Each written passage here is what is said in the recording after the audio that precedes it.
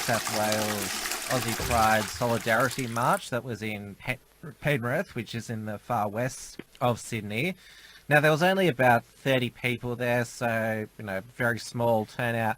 There were no local Antifa there, but I heard that they were operating a drone in the area, so they were, still keeping an eye on you. Now, I think that the main reason why there was such a low turnout, there wasn't even a flag march in Melbourne this year. This is where these rallies began, is because True Blue Crew has been banned from Facebook, along with United Patriots Front, Lads Society, Cooks Convicts.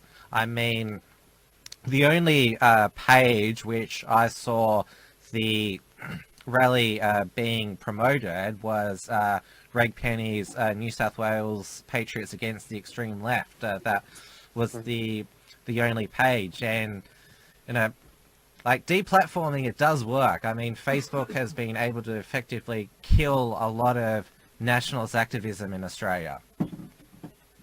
Oh, yes, definitely. I mean, that is definitely what you get when it comes to deplatforming. I mean, but when you really look at it, 30 people or so isn't a bad turnout, considering that it wasn't even publicised, really, apart from, like you said, I think it was the day before or 2 days before the event that Reg put up his post on that page of against the extremist left.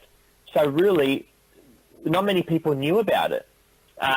So considering that it wasn't able to be publicised because everyone was shut down, it wasn't a bad turnout. I mean, I know last year we ended up getting, it could have been close to 100. It could have been about 70, 80 people, so forth.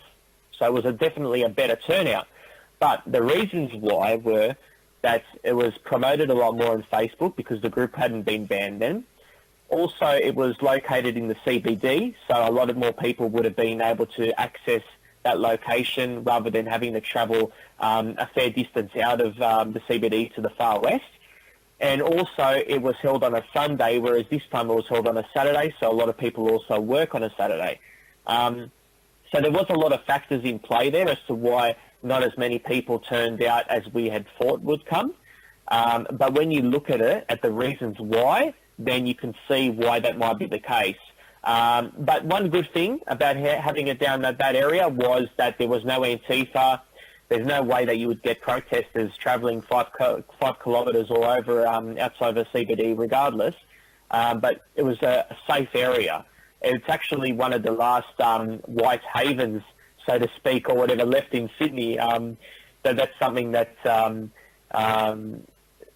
Ricky Turner actually had said during my interview with him. And it was just a really good receptive area. I mean, even when we were walking down the street, a lot of people on the side, seemed really supportive of it. There was no one coming out and saying anything. Like, I know that if we were in the city, you'd have people yelling out from the background. It would be a totally different environment, totally in a different zone, different area. So for that reason, it was good to have it there, but it did work against them for those reasons I highlighted. Yeah, Ricky Turner, he was the special guest for the rally. He'd come up from Melbourne, and that's probably the other thing, because Melbourne has sort of been the epicenter of patriot activism, just because it's where the left are most virulent, so there's more pushback against them. Sydney, it used to have a big personality in Nick Folkes, but he's taken from the Party for Freedom. He's taken a back seat for the past couple of years, so there hasn't been sort of a really big controversial personality up there in Sydney. I mean, Mitch Van Dam, he's done a good job, running the TVC up there, but he's sort of he's not a very sort of extroverted personality. Yeah, that's true. I mean, he is a very quiet person. He is someone that allows other people to take control and to be the main speakers and to really drive the agenda, and he's sort of in the background, does all the sort of backdoor stuff. But nevertheless, not everybody has it in him. He still does his own hard work in the forefront to promote his group and all that. Not everybody has that sort of that way about him where they could just go out and, have that charisma, not everybody's got it. But he has the other factors in place where he can really push this group in the background. And that's how he does it. He'll get a popular personality, someone like, for instance, last time he had Dan Evans, has people like this that are really the speakers, and then he'll do his stuff in the background and have a word or whatever at the end of the event, thanking all the people to come out and so forth. And there's nothing wrong with that, of course. Now, he doesn't do a lot of events. Unlike when Nick Folkes was doing events, it was quite regular. You were getting events, sometimes on a monthly basis, or every couple of months there was something on, so it was quite regular. In 2016 and 17, there was a lot of events I went to of his, and now he's on hiatus for a year and a half or so he's been, so he's slowly started to calm down, and there's nothing really much happening there. But like you also mentioned, it's more popular in Melbourne because the left is much more in control, much more people are oppressed there. Whereas in Sydney, I'd say New South Wales, like Queensland, is a lot more of a conservative kind of state, and that's why it's maybe not as big of a scene here like it is in Victoria. But it was still good to have such an event take place regardless. And I didn't even know Ricky Turner was going to be there, and it was quite a surprise to see him there because he travelled a long distance for this event. And I actually spoke to him later, and he said, well, I told him, are you staying here overnight? And he says, no, I've got a plane in a couple of hours, and he's going back home. So, I got to hand it to him for making that journey just to come to that event. It was great.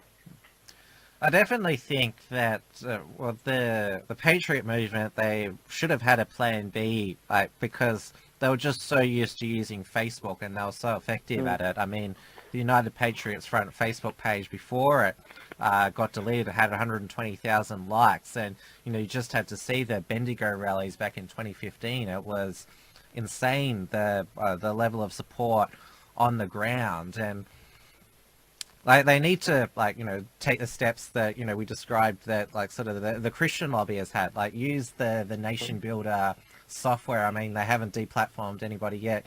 Grow an email list, look for other ways to, promote yourself where, there's less of a chance you're going to be deplatformed, because, the big tech and, social media giants, you can't rely on them. They pulled the plug on them, and that's it. There sort of needs to be sort of more online infrastructure. Exactly. There needs to be other social media that is used, for instance, even more sites that are more kinder to our side of politics, and also people even going to an old traditional format of accessing actual websites, creating websites, and even having forums where people can sign in as a member and having people on there. There's no way of deplatforming if you are actually running a forum on your own website. And that's something that used to be very popular in the day, and I recommend people do that again because it used to work. Before even social media, was really at the forefront of communication, that's something that people used as a means, and it really did work back then. On the actual event in itself, it was still a great day. There was many speakers. You had a speaker from the Lads Society. You had multiple speakers address the issues of concern. And I think one thing really was that I found amusing was actually just knowing how the mainstream media would portray this, and then watching the highlights afterwards and having it confirm what my suspicions were going to be.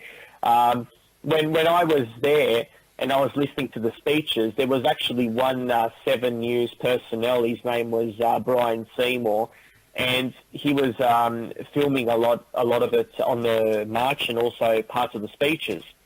And I actually noticed that when people were speaking, he was on the side, obviously listening in, and he was actually smirking and rolling the eyes when people were saying things. And I thought to myself, you got to be kidding, right? Just the attitude that this guy displayed, it was remarkable. And when I saw the footage that 7 News put out, of course you had far-right extremist rally, epic failure, only 30 people, they made it out to be such a bad event. And also, they even labelled it a funeral procession, and really bizarre. I mean, the language they used, was just insane. You know, I mean, insane. Not even subliminal bias, but right out there biased. I mean, really, you know, shitting all over the event. And at the end of the day, one good thing that did come out of it was most of the comments on there were actually supportive. You did have your trolls, but a lot of people were saying, hold on a second, why is it such a big deal or a bad thing that people are walking down the street with the Australian flag? What's going on here? You know, I mean, people don't understand why this is being criticised as an extremist event. There was nothing of extremism there. And for anybody to classify the TBC as extremist, I think is insane, really. So, yeah, I think just watching the footage or whatever was a good laugh. That's for sure. And just, you know, the amount of cops they had. You know, they had like 50 cops or so out there, and you're thinking, why do they need so many people here? I mean, why is the taxpayer paying for all these police to be here? There's no need for it. And someone that actually spoke said it quite rightly, that they're not here for our protection. They believed that they're using it as a standover tactic. It's very interesting how they, you know, labelled it as such. I thought it was, you know, something that really highlighted what was going on the event. It's, you know, it was remarkable, really. Yeah, I saw the Daily Telegraph headline that, you know, fears about extreme right-wing event. You know, this is the words that they use, you know, far right, extreme, you know, far right, you know, really, you know, they like to make, you know, the patriot movement, you know, to be big and scary. And it's like you mustn't, you know, be like anywhere near anything that they're going to do. But like you said, like nationalism, it's popular, and yet the mainstream media shit all over it.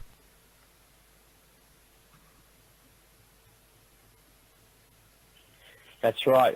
I mean, and just the way they do it too, they really demean it. They really put it down like these people are scum. You know, I mean, that's what Ricky T actually said when he was speaking. They make us out to look like scum. And they really do. I mean, just their attitude. I mean, we actually spoke to, or I heard a few people speak to some of the media personnel, and, you know, they were just having a conversation and saying, one guy actually said to one of the people, and I believe that they may have been from the AAP, and he said, I really detest the words far-right extremists. We're not extremists at all. And I hate how you guys in the media use that term. It's a disgusting term to use when it doesn't describe what we are. But they continue to use it, you know. And one other thing that I highlight, and this was something that I actually argued on when it came on the 7 News video and in the comments section, I said, why is it that when the left wing hold a rally and you have, you know, people really doing extreme things like gluing themselves to the roads, why doesn't it say that they're left-wing extremists? It doesn't say that. It says, you know, peaceful activists. It says, you know, all these positive sort of, you know, words like, you know, protesters, you know, that they're rebelling against, you know, the system, even though they're basically, you know, doing the system's bidding, because everything that they stand for, you know, the corporates and everyone else up top, the elites, they're pushing this agenda, and these people think they're actually rebelling, yet they're actually echoing what they are told to echo. But that's the funny thing about it. I mean, if you really want to look at who's the anti-establishment, it's got to be the people that are deemed far-right extremists, because they're the ones that are getting targeted and branded and put down and attacked and shut down, deplatformed. You're not getting people supporting climate change and supporting LGBT rights getting deplatformed. So what does that tell you? I mean, who's the one that's anti-establishment here? So this is the thing. You're never going to get far-left extremists, you know. It's a sad thing, but it was, in the end of the day, it was a great rally. It was great to meet people, good speeches, a great procession over from park to park, and it was just a good day out to meet new people. And at the end of the day, it could have been a bigger turnout, but considering what I mentioned earlier, it was what it was. I mean, there was factors in place that prevented that turnout being larger. And even though because of the location of the day and all of that, the huge factor, the deplatforming, that really harmed the event because it wasn't able to get out there to many people on Facebook. And unfortunately, many people haven't moved on to other social media sites. So they're only on Facebook. And if they're banned off Facebook, these groups, how else are they going to get the word out there? Unless, like you said, they get a database of people, an email list, so forth, and they actually are able to send information out. And this is something where I think these groups have to really start thinking here that since Facebook is no longer a reality, they have to find other ways to get out there, to get their events pushed, so then they can have good turnouts. Because when you have a good turnout, that makes the media watch and say, wow, these guys have support. Whereas if you only have a small turnout, they laugh at you. I mean, this is the reality. It's unfair, but that is what it is. And people can see your footage from the rally. There's a highlights video as well as the interview with Ricky T on the Unshackled's YouTube channel. So I recommend that all of our viewers and followers check that out if you want to see what really happened last Saturday. Yeah, no, it's definitely good to see for people out there that are interested. And one thing I will add, actually, that I forgot, one thing that was interesting was when I was interviewing Ricky T, we actually got in at a pub, at the front of a pub, and he was standing at the front of a Australian flag he had in the background.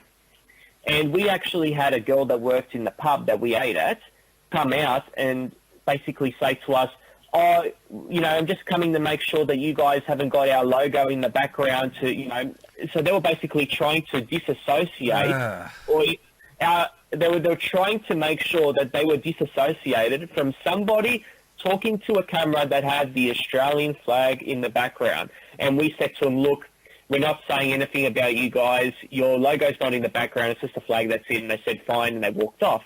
This is the thing. I mean, when the Australian flag becomes an extremist symbol, how can it be an extremist symbol? I mean, in America, it's idolized. It's such a great thing. I mean, if you go against the flag, you're treasonous. You're a traitor. But here, it seems people, you know, it's popular to shit on the flag. And for anybody that stands up for it and wears the colours in pride is an extremist. It's quite different to how it is in the States, unfortunately. Yeah, well, that's definitely right.